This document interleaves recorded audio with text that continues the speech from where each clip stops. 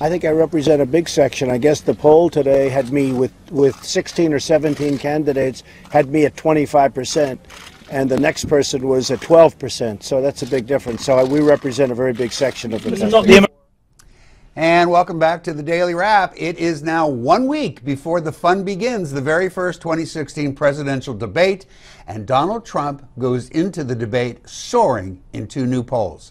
A new Reuters poll shows that the bombastic billionaire has 25% of the Republican vote, with Jeb Bush trailing far behind at 12%. Let's take a look at a new Quinnipiac University poll. Here you see Trump has 20%, followed by Scott Walker with 13%, and Jeb Bush pulling in 10%. So, Joe, will these numbers quiet the critics who say that Trump is not for real? He's very much for real, and he very easily could be one of the last 2 standing, because you know how these things usually go, right? You have the establishment candidate, and you have the insurgent. And Trump is the insurgent, except he's the insurgent that also was the front runner. I don't see where he goes down, at least until he gets to South Carolina, but he may have so much momentum by then it might not matter. Amy, doesn't it seem like the man is absolutely Teflon? The worse his comments, the nastier the things are that he says, the stronger his support grows. What does that say about him? And more importantly, what does it say about us? Well, I mean, that he can still maintain that comb over and be taken seriously. It's alive. Yes, yes. It'll never die. Mark Cuban said something really extraordinary, that he loves Trump and he doesn't care what his positions are, that how Trump is expressing himself, being, brash and brazen and saying these flamboyant things is part of the attraction. But there is trouble in those numbers for Donald Trump, as well as for Hillary Clinton on the other side, when it comes to the trustworthiness factor, and that there are still questions about that. And Matthew Dowd, formerly of the Bush administration, writing that Trump's rivals should really go after that. Forget his flip-flopping on the issues specifically, but to demonstrate that actually Trump can't be trusted for his positions, that he's just an opportunist telling people what they want to hear. I think the counter question to that would be, so why should I trust you? Or the media telling us that, why should I trust you, media? In other words, politicians and media is already not trusted. Nobody trusts the media, no me. Except us. What I'm curious about is Donald Trump seems to be actually making it a badge of honor that he's not going to be preparing for the debates. He hasn't prepared for any of his speeches. He stands up and gives them off the cuff. Is that a good thing, or are we looking at somebody who can make it to the White House who would leave it to all of his people to do all of the work? Right.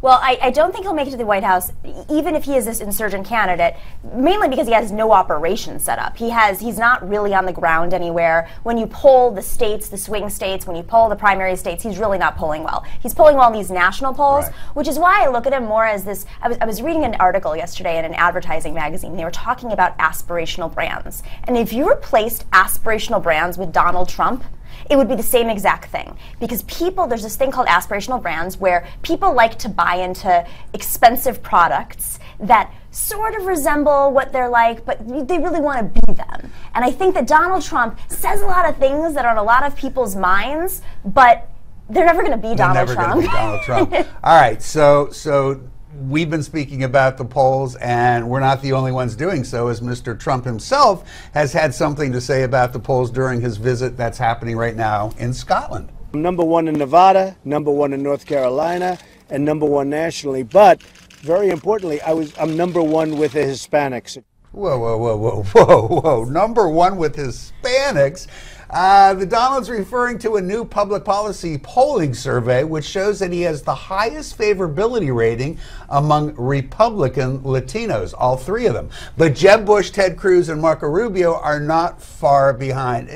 Am I the only one who thinks it's a bit of a stretch to say he's popular with Latinos? I'm looking at that right there. He's on top of that particular poll. Yeah, like I said, all 3 of them, Right. Well, this is the same guy who, when he went down to visit the border, said he has thousands of Latinos working for him. They love him. Everybody loves him. Okay, Czar Trump. I mean, this is ridiculous. I think all his models, by the way. Exactly. I think you point out the salient fact. But there was another poll, interestingly, that showed that while Trump was ahead of Jeb Bush nationally, when it came down issue by issue, that Republican voters actually trusted Jeb Bush more on the immigration issue. That's right.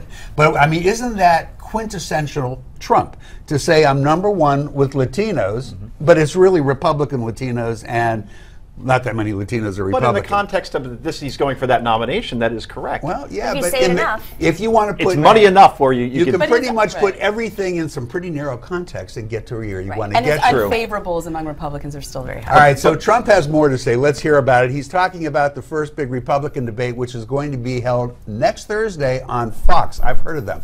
Here's what Donald had to say about that. As far as preparing for the debates, I am who I am. I don't know. I've never debated before. I'm not a debater. I get things done, whether it's this or whatever. I build, I create jobs. I am what I am what I am. Can we now call Mr. Trump the Popeye candidate? Well, he's lowballing us, is what he's doing.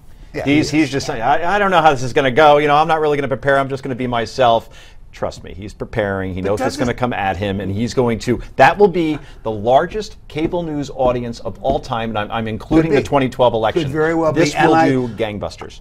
I agree with you that he's lowballing us. I don't believe he will prepare. I think he is the laziest candidate since Fred, what's his name, who was on TV. Stockdale? No, the Law and Order guy. Law and Order guy. See, we don't even remember his name. Fred Thompson. Thompson. From Die Hard 2. Fred He was in Thompson. Die Hard 2. And he was the laziest candidate, but he has been eclipsed by the Donald. He's not going to prepare, but he is lowballing us, and that's why. He's going to come out and say, I didn't prepare. No, how do you expect me to do well?